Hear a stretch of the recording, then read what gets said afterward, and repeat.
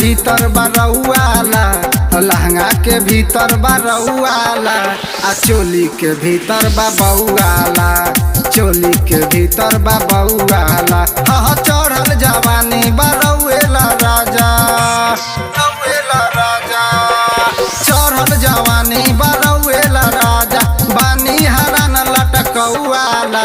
लहंगा के सुनी ना, लहंगा के भीतर बरहुआला, आ लहंगा के भीतर बरहुआला, आ चोली के भीतर बबौआला, चोली के भीतर बबौआला, बबौआला, चोली के भीतर बबौआला, लहंगा के भीतर बरहुआला, बरहुआला,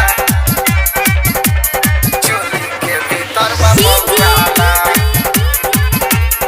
मिठू राजा, मिठू राजा, चोली के भीतर राजा पटोनी,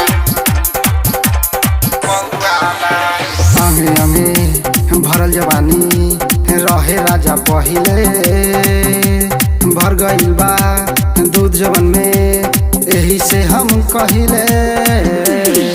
अंगे अंगे भरल जवानी रहे राजा पहिले, भर गइल बा दूध जवन में, एही से हम कहिले। सन के निकाहे दल कौआला, सन के निकाहे दल कौआला, आ चोली के भीतर बबौआला, चोली के भीतर बबौआला। चढ़ल जवानी बरौएला राजा, बानी हरान लटकौआला, आ लहंगा के सुनी ना, लहंगा के भीतर बरहुआला, लहंगा के भीतर बरहुआला, आ चोली के भीतर बबौआला, चोली के भीतर बबौआला, बबौआला, चोली के भीतर बबौआला, लहंगा के भीतर बरहुआला, बरहुआला,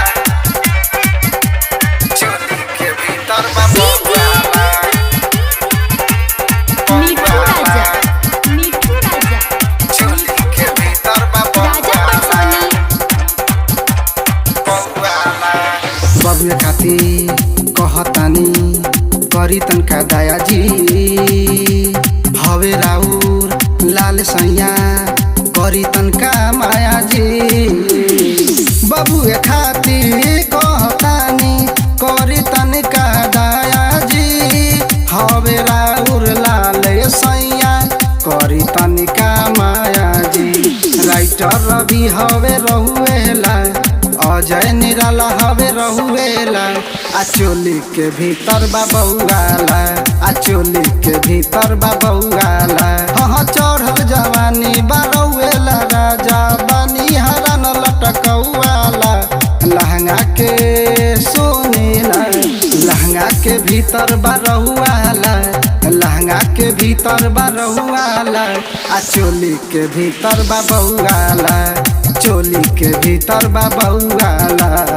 रिकॉर्डिंग